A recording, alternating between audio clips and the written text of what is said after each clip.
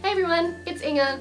Someone asked me to make this video in a comment on the video that I posted of my European trip. If you haven't watched it, go for a watch. I'll leave the link in the description.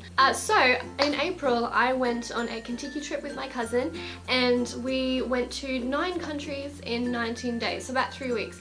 I've only been on one Contiki. I went on the European Inspiration. It's sort of like a taste tester. So you go to a place and you're like, I could come here again. Or you go to another place and you think, yeah, it was good, but I probably wouldn't come here again. I've seen what I wanted to see.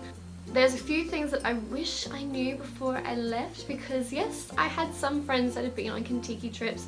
I'd done my research myself, but I don't think that helps as much as you'd like. So I have a list of things that I wish I knew and some things that I think were handy that I learned over the duration of the trip. Oh, and just to get into the spirit of things, I'm wearing my Contiki t-shirt. I don't know how well you can see it, but it pretty much lists the places that we went. I had actually never been overseas before I went on this trip. So, first I will tell you where I went. So we went to London in the United Kingdom, the Netherlands, so we went to Amsterdam. Okay, so Amsterdam, gotta be prepared for some sex. And I don't mean having it, I mean seeing it. So there was a sex show. Because the sex industry is super normalized in Amsterdam, like they're just like, yeah, have sex on stage. And people don't even look twice. And there's the red light district where there's all those ladies standing in the windows. That wasn't as intimidating as I thought that was going to be. I thought they were going to be butt naked, you know, titties out everywhere. And our Contiki tour guide, he took us to a sex show on our first or second night, all together as a group. And so you're kind of sitting next to a stranger and you're kind of like, so where are you from? But anyway, so just be prepared if you go to Amsterdam, you see that. We went to Germany twice. We went to Berlin and to Munich, Switzerland, France, Italy, somewhere else, I can't remember. So let's get on to the tips. Alright, so number one, I would definitely say check the weather before you leave. I think the weather was going into spring, I think, or summer. One of the two. So I packed sort of short sleeve things with some cardigans and then I actually checked what the weather was going to be like and it was saying 13, 10 and I was like, okay, I need to reevaluate some stuff. Number two, so you're going to spend a lot of time on the bus. So my advice is when you get on the bus, sleep. And so my cousin and I would, when we knew that it was going to be an extra long trip, we would actually sit in separate seats so that we could spread out a little bit. And I cannot stress enough how handy it is to have a neck pillow. 3. Try and pack as little as you can, even if it means that you're wearing the same thing quite a few times in a row. No one cares unless you actually make the effort to go and find a laundromat or to find somewhere to wash your clothes. There's only like 1 or 2 points on the trip, depending how long it is, that you'll get to wash your clothes.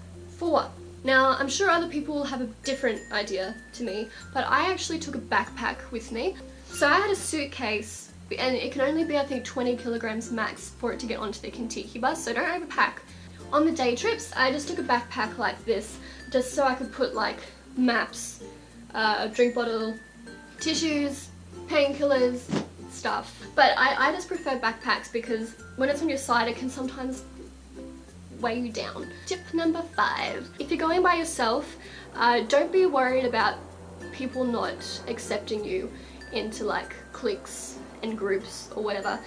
I think rarely people go on these trips to stay to themselves because you're meeting people from all walks of life. You know, people have different jobs, people have different backgrounds.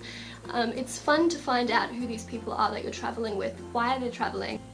There's nothing wrong with going by yourself. Tons of people do. There was heaps of people on our trip who went by themselves. 6.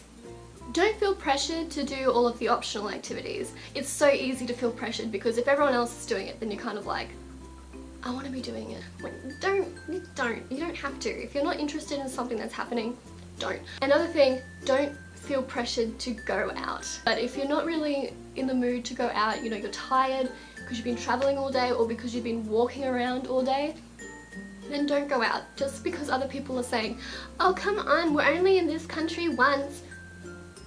I know, I am on this trip too. I don't want to be hungover, I'm sorry.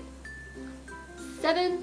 Okay, if you're concerned about this little gadget, best advice that I was given was to keep your phone on flight mode the entire time because it doesn't use roaming or anything like that, but you can still use the internet. So I only use the internet when we had free Wi-Fi, so at some restaurants, at the hotels. So if you don't want to buy like a European SIM card, American SIM card, I don't know, wherever you're going, then the easiest thing I can recommend is just chuck your phone on flight mode. 8. Take a portable charger, because the battery dies, especially if you have a crummy little iPhone. I love it. 9. Wear comfortable shoes. Seriously, you do so much walking, it's insane. 10. Document what you do every day, because you do so much that you're bound to forget. Like, I've forgotten what I did on like the last couple of days. What country was I in? Paris. Paris? Yes. So just like get notes on your phone and just at the end of each day just write down what you did. 11.